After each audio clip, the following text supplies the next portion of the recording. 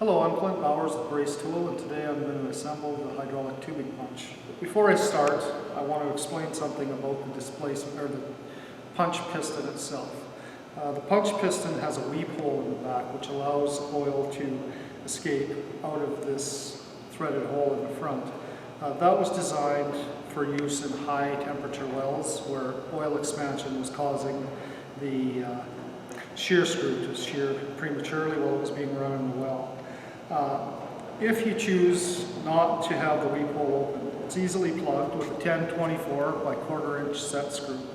And you just find the hole, you can hold it up to the light and you can see the small hole in there, and put the set screw into the hole on that side. Tighten it up and then it won't weep. And now we'll start assembling the tubing punch. We'll start out with the main body, and we'll install the bleed screw. There's a 1/4 inch ball bearing that drops into the hole, and then there's a screw that goes on top of that. And this is mainly used for bleeding the air out of the tool after you've assembled it. So you screw that down until it makes contact with the ball and torque it slightly. Because it's a ball seat, it doesn't need to be super torqued in there. Okay, so we're done with this piece for the moment. Now we'll take the firing head side of things and we'll assemble. We'll put all the O-rings on that are required. So we have the displacement piston itself. That O-ring goes on there. We have the the punch piston. I call it the displacement piston. Punch piston. Displacement piston housing. Displacement piston.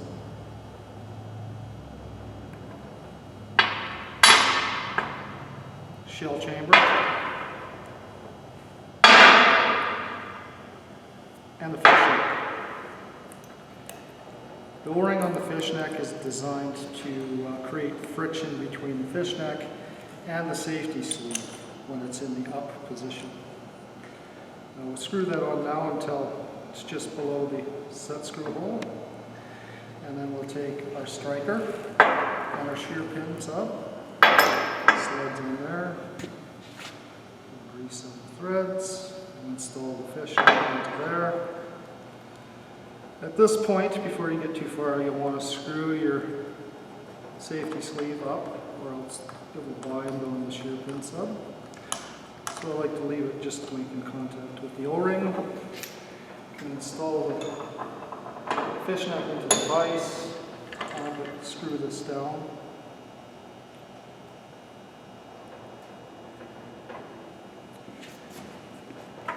Then using a crescent wrench on the flats, tighten that into the fishneck, install the set screw, which will require you to screw your safety sleeve back to the safety position.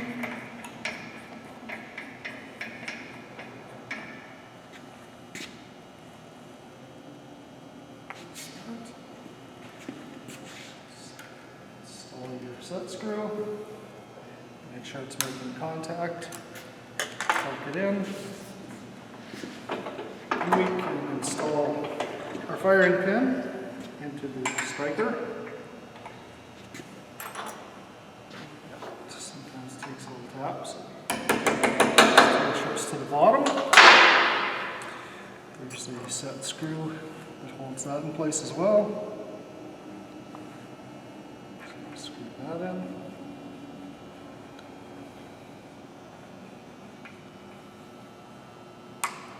It's making contact. And now we can install our shear pin. Shear pin, we use 1/4 inch brass most of the time. If you do have a higher pressure well, you can opt for steel pin if you like, but brass is usually sufficient.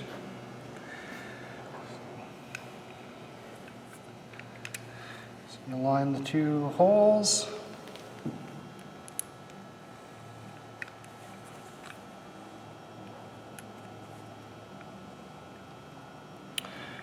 Then use the hammer. Just tap it into place.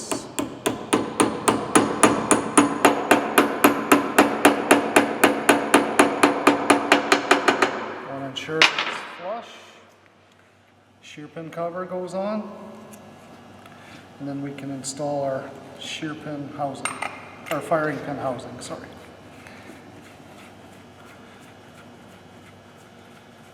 Now at this point I like to tighten these two subs together. So I'll install this here. Screw up my safety sleeve a little bit to allow room for my crescent wrench to fit in there. And torque it together.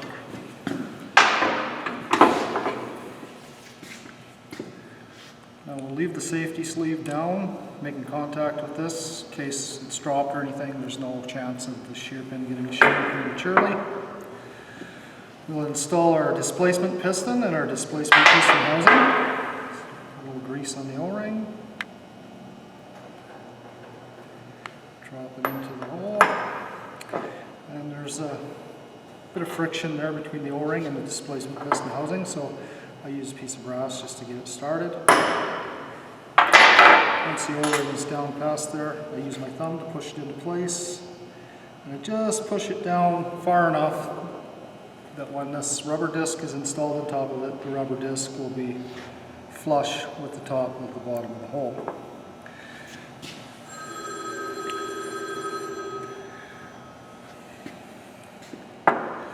Now the firing, or the shell chamber, we take a 4570 shell with an aluminum slug. It's been modified with a 22 rimfire cartridge. It drops into the shell chamber. Brass disc goes on top of it. This brass disc creates a seal so that no fluid can get in there and make your shell wet out. Now we'll install our firing head on here, and once we install this on here, we want to treat this like a loaded gun. We have a live cartridge in the tool.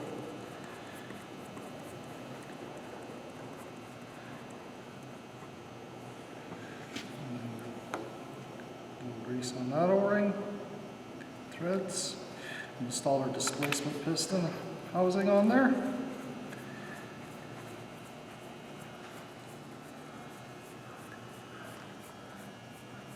And we'll tighten those two slips together.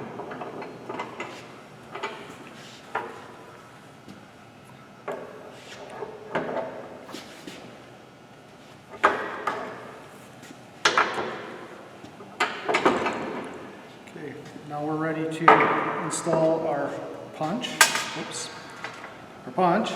on our punch piston. And I like to use a finishing nail. It's a 17 gauge finishing nail.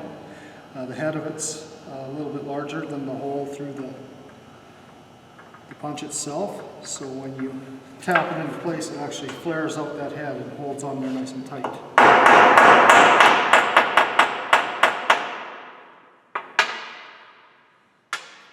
Spin on your pin.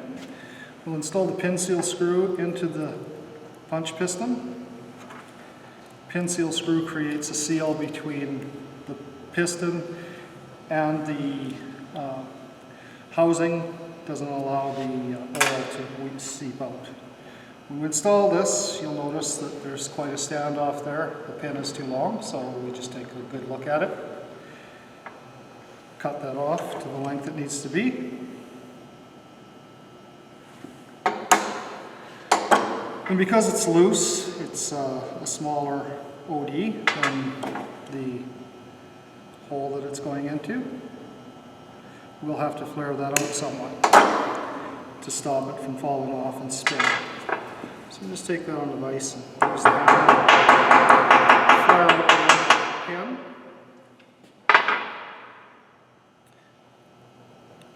It fell out. What?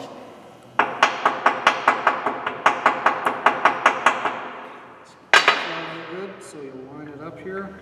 Doesn't make sure it's got friction. So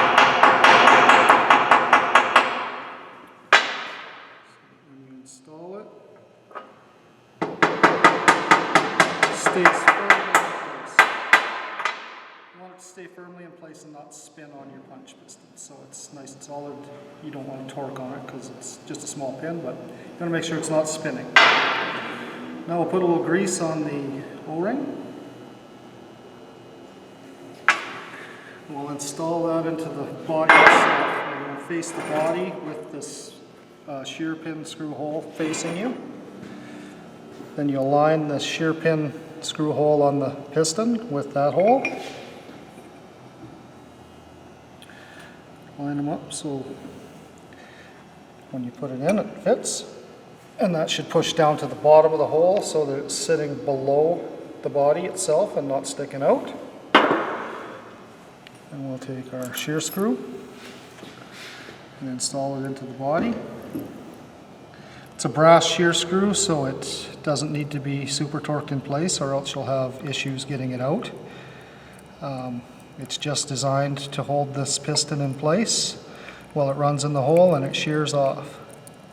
So once it's in there, you feel it bottom out in the bottom of that hole, you stop. It's good.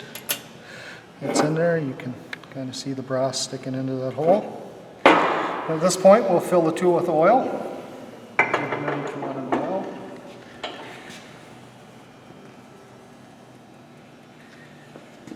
We use ATF here. You can use motor oil or mineral oil or any kind of suitable oil that you choose. The thicker the oil, the slower it will bleed the air out when you're doing your bleeding your air out. So when we fill it, we want to fill it up to about a quarter of the way up the threads, so that when you install your firing head in there, it creates a bit of pressure so that we can turn the tool upside down and bleed all the air out. You don't want air in the tool when you run it because air will expand with heat and it will cause your shear screw to shear prematurely, and then you'll have a tool failure. Okay, so you'll feel the oil start to pressure up on there, and that's when you want to stop. You take the tool, turn it upside down, clamp it in the vise, and you open your bleed screw hole. You just undo the screw and it starts to allow the oil to run out of the tool. And I like to let it sit for 5 minutes like this, just to make sure all your oil gets to the top, or air, sorry, gets to the top of the oil. But for this demonstration, we'll just move past this. As you can see, as I turn it in, the oil's bleeding out, and you may see air bubbles once in a while come out of there, indicating that there's still air in the tool. So, best case scenario, you want to see constant oil flow out of this as you screw it in. And once you get it screwed in all the way and tightened to the bottom, you want to close your bleed screw immediately. So we close our bleed screw, just snug tight as it's a ball seat. And then we'll tighten the body onto the firing head. Typically when you're running this, you put a blind box or something in there to jar down onto your collar stock or whatever you're firing off of. The tool is ready to run in the wellhead. So when you carry it to the wellhead to put it on your tool string, you leave the safety sleeve in the down position so that if you drop this tool, there's no chance of your firing or your shear pin shearing prematurely. Once you're screwed onto your tool string, tightened up, and zeroed at the wellhead and ready to pull it into your lubricator, you'll screw this back up. This is where the O-ring comes into play. It creates friction between these two pieces so that it doesn't back off when you're running the well. If you're going to use a wrench on here, be very gentle because you'll crush it and it won't function properly on the threads because it's very thin. Run it in the well, jar down to shear your pin. The piston shoots down into the oil chamber, creating pressure, driving the punch piston out into the tubing bowl, driving the punch through the tubing, and then you have a hole in your pipe. Thank you.